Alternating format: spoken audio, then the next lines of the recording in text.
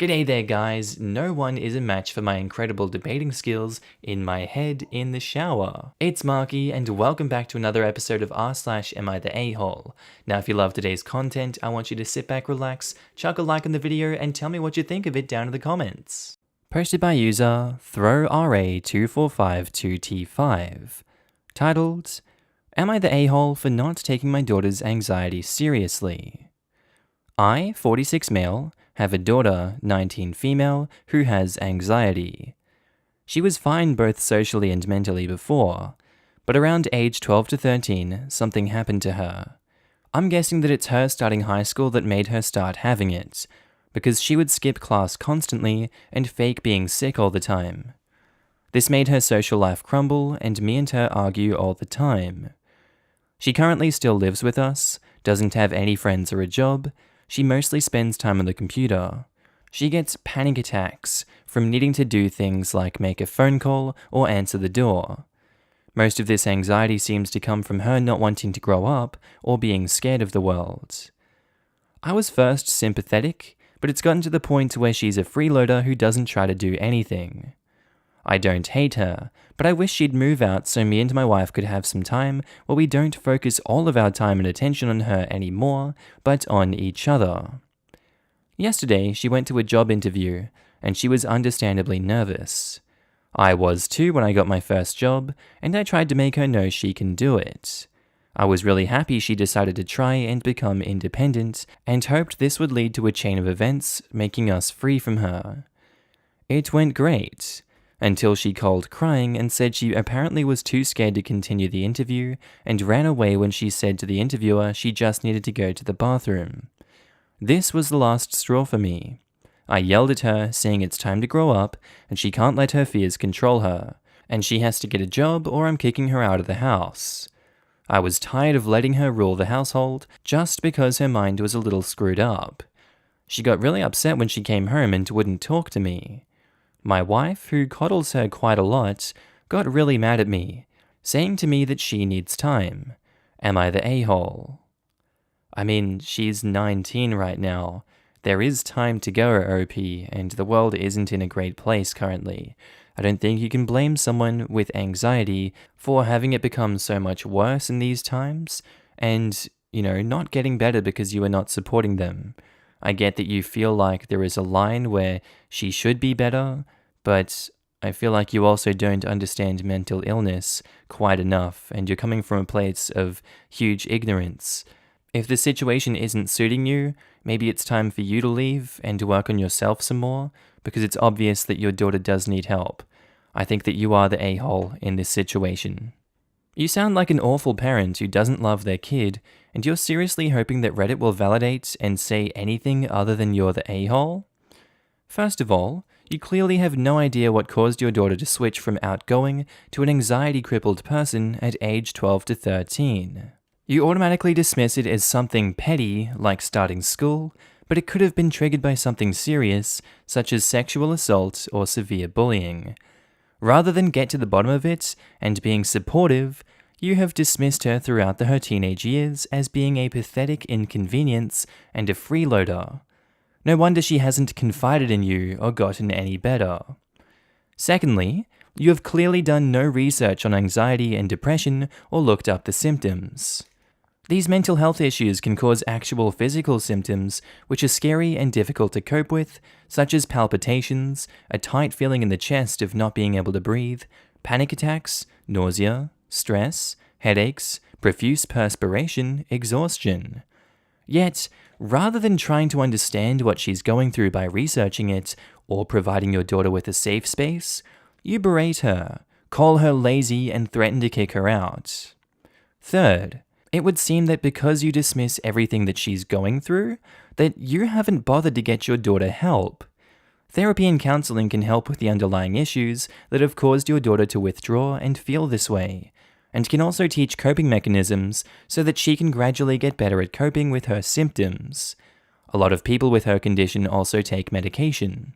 You won't get your daughter help, yet you expect her to get better. She can't just flick a switch and suddenly be okay.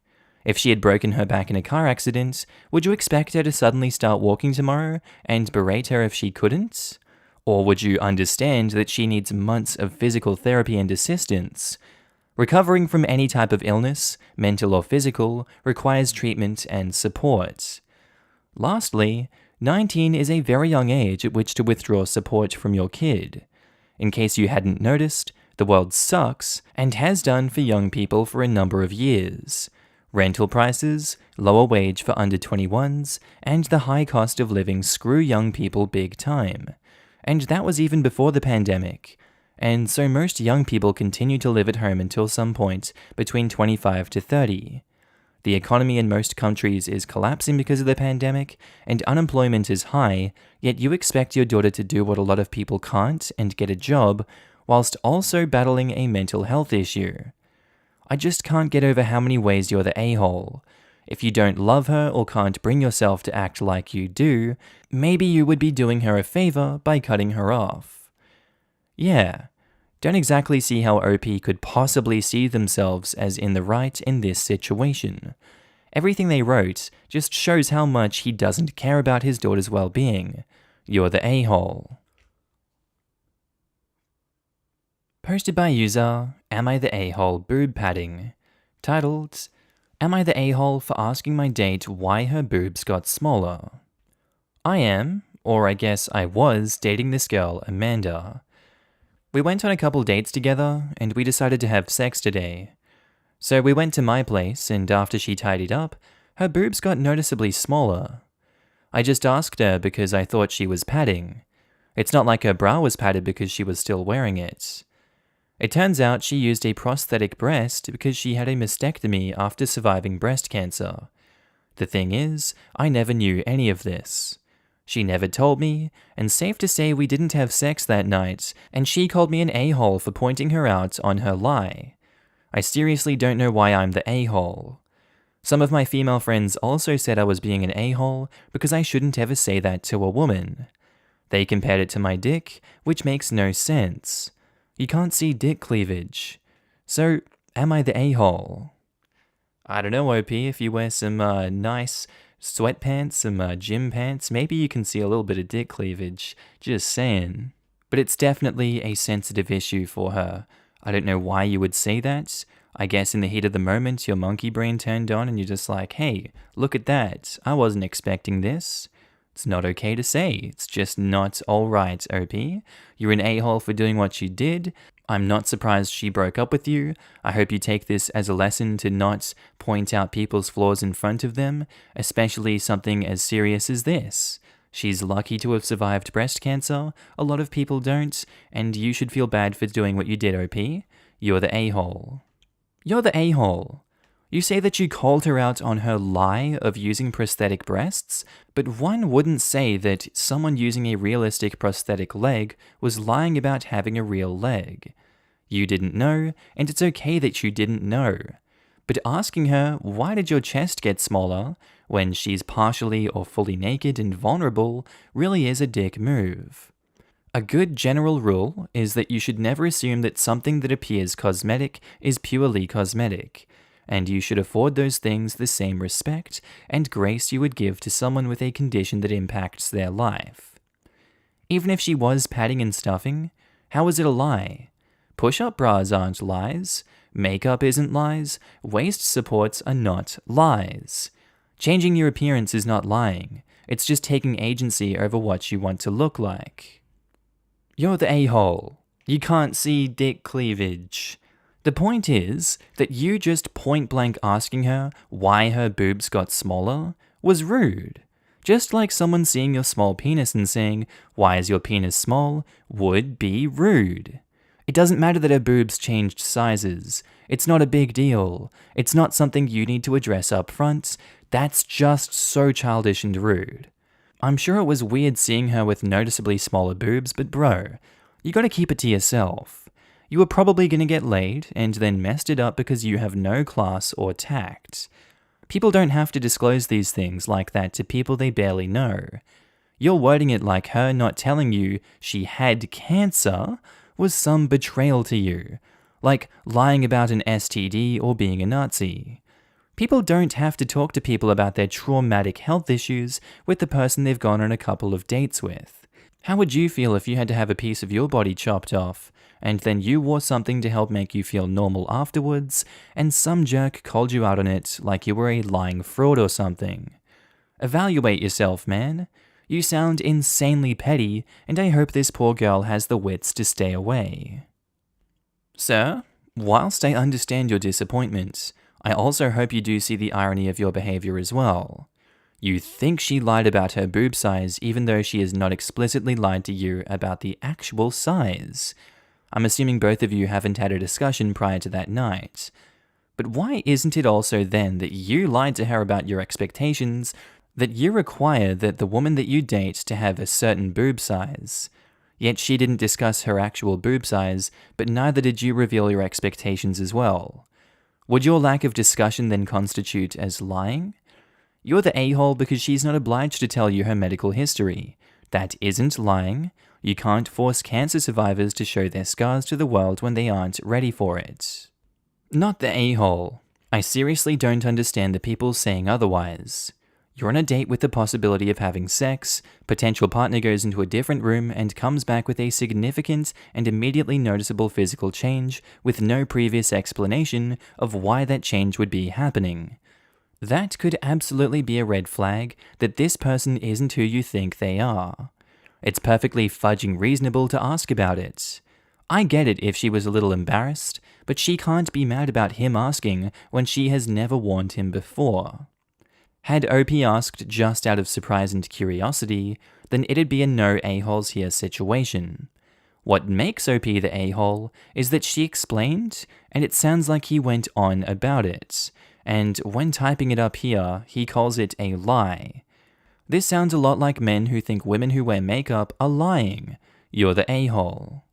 She was missing a body part and didn't tell him. It's not the same. He was surprised and put his foot in his mouth and could not process it fast enough. He might be an idiot, but if he is an a-hole, then she is as well, because she did not prepare him. I say no a-holes here. Posted by user, Am I the a-hole told a baby?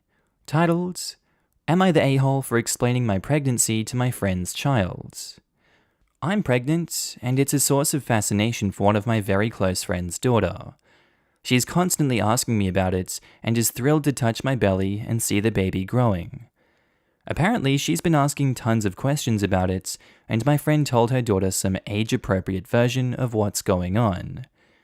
Next time I saw her daughter, she told me that she knew all about how the baby was growing in my tummy. Well, obviously a baby is not growing in my stomach, so I asked her what her mother told her. And she told me a very inaccurate, frankly, strange telling of how babies are made. So I told her the truth. I think my version was still kid-friendly, but I told her the facts of conception and that sort of thing, and explained where the baby really is. I also explained that you don't always need to have a husband, and gave her the basics of sperm and egg, etc.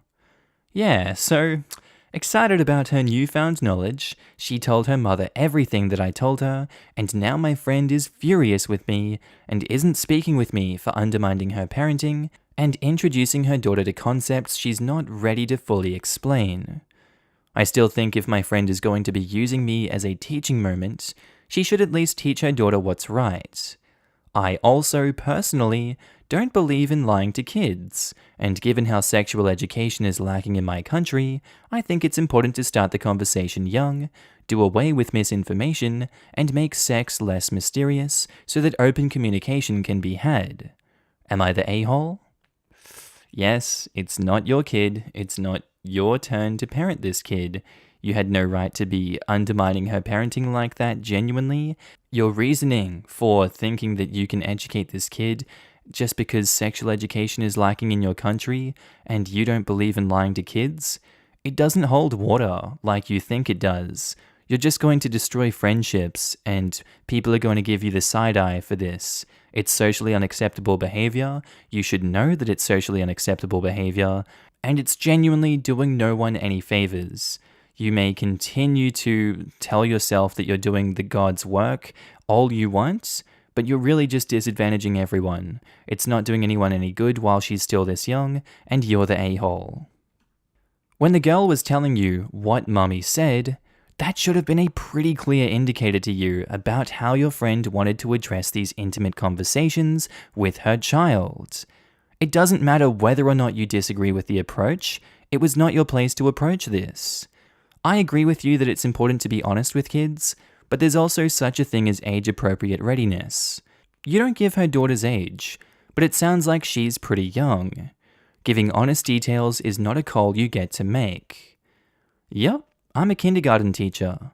The amount of times I've been asked about where babies come from is more times than I can count, and while I definitely could have given a kid-friendly version of the facts, I always told them to go ask their families. One day, I remember my kiddos were talking about polar bears. We had just finished a unit comparing polar bears and penguins. One of my girls helpfully chimes in, "I know about polar bears. Boy polar bears have balls, and girl polar bears have vaginas." I called her over and immediately said that while I thought it was great that she had all this knowledge, some families don't want their children to know these things yet, so she had to keep it to herself for now. I can't imagine just overriding a parent's wishes like that, unless the parent is teaching their child to be outright racist or homophobic against other people. Posted by user Am I the A-hole Punctuality? Titled, Am I the a-hole for putting my low-functioning autistic brother in a permanent care home and not letting him live with me? My 29 older brother, Liam, 35, name changed, was born with low-functioning autism. Since I was born, my life and my choices and everything I wanted to do took a backseat compared to my brother. My parents doted on him and bought him everything. Anything I would ask for got shot down. They always told me that he needed things to stay calm, and I should adjust since I was not autistic. He was not expected to do anything around the house, even though he was fully capable of doing a lot of things, and I had to do everything from cooking to taking care of him while both my parents worked. I had nothing memorable in my childhood, as I spent all of it taking care of him. As I grew older, my mother would always say that it was my responsibility to take care of him when they pass away, to have him live with me so he will always have family, and that I was born to take care of him. She would tell me I'm an angel for my brother, to help him in his life. I hated it. I had dreams of my own, goals I wanted to achieve, but my friends and parents told me I was being insensitive. But when I hit 18, I took off. I left home and moved across the country and left a note saying I will be doing what I want and did not care about what my parents wanted me to do. My family and friends called me heartless and bombarded me with calls demanding I come back, but I refused and cut contact. Recently, my parents passed away. I got a call from my cousin, one of the only people who seemed to understand. Having been away from them for so many years, I did not feel anything but a slight sadness. I traveled to my city and was told that my brother was living with our aunt temporarily. I visited him before the funeral, and my family pretended like they had not spent all these years calling me heartless and sending me hate. They hugged and welcomed me. It was strange. Then they gave me all the bags with my brother's stuff and told me that he would be moving in with me. I laughed, which seemed to anger them. I told them that if they were going to dump my brother on me, I will put him in a care home. The whole family erupted into screaming at me, and I left the house. I decided I had to get this over with, and called up a reputable care home in my city, and made provisions for my brother to stay there permanently. I picked my brother up, and a week later, dropped him off there. He didn't mind, and he never speaks, but said goodbye and nothing else. I'm paying for this out of my own pocket. My wife told me that he can live with us if it was required, but I said that is not happening. My family found out and have been blowing up my phone again, calling me an abandoner, a horrible person, and insensitive. My wife told me again that he can stay with us, and I said I would hate that.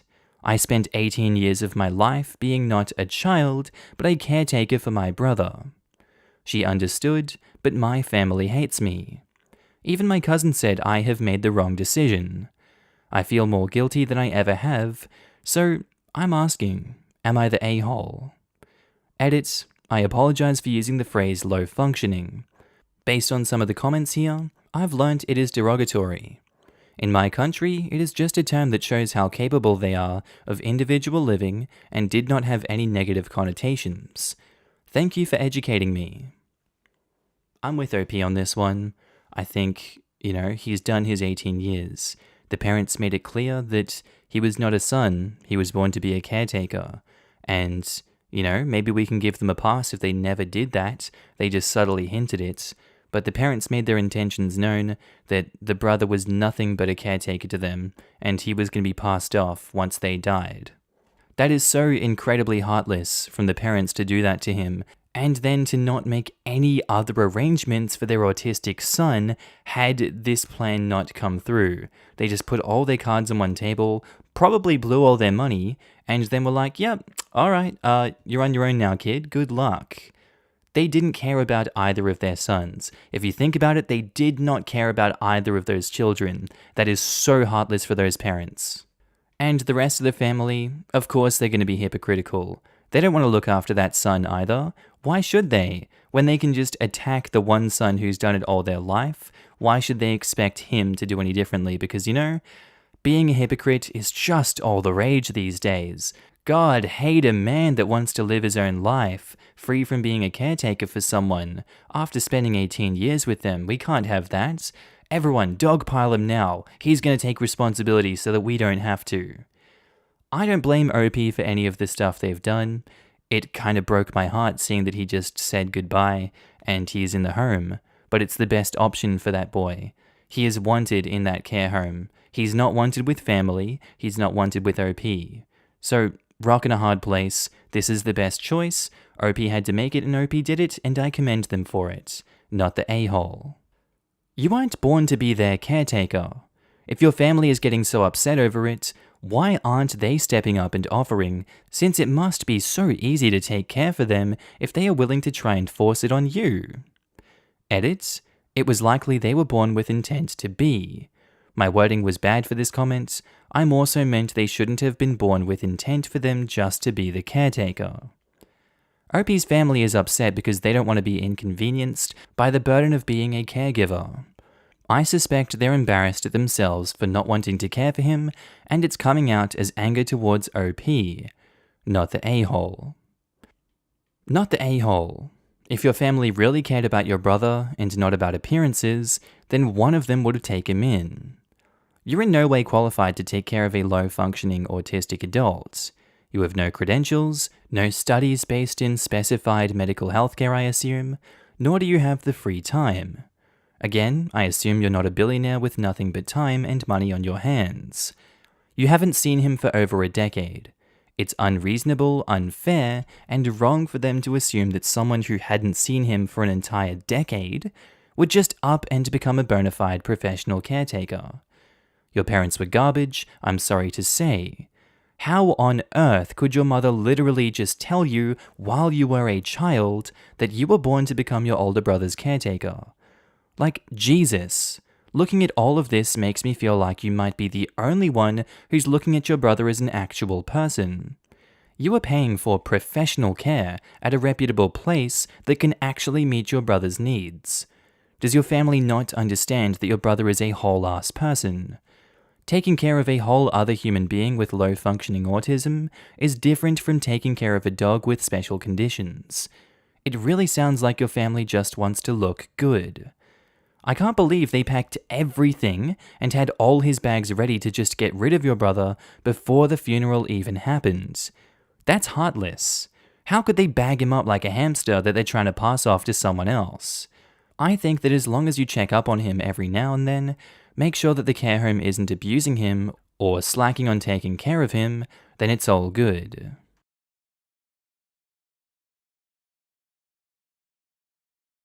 Okay, and I think that's where we're going to end today's episode, guys. As always, I do hope you enjoyed it, and maybe even learned something from these stories. Just want to say a quick shout out to my Patreon subscribers and my channel members. You guys should be on the screen right now. If you do see yourself, I want you to give yourself a little pat on the back for being amazing and supporting me on this channel, this little journey we're going on the YouTubes. I really appreciate it, and you guys enabled me to do all this amazing work. So if you do see yourself, I love your face and I'm happy to see you. Also guys, if you want to pitch in your own support, you don't have to, but channel links are down in the description below to support the Patreon, the channel membership, whatever you want to do. It's kind of like tipping me if you feel like I'm doing a good job on this channel. I will be opening up avenues for content on those in the future. Just right now I'm kind of bogged down and stuck in Ireland, but you know, it is what it is. Anyway guys, with that said, I do hope you have a wonderful day today. Whatever you're up to, I'd love to know down in the comments below. I do hope you have a good day, night, sleep. Whatever you're up to today, tell me, and I'll see you in the next episode, guys. Bye.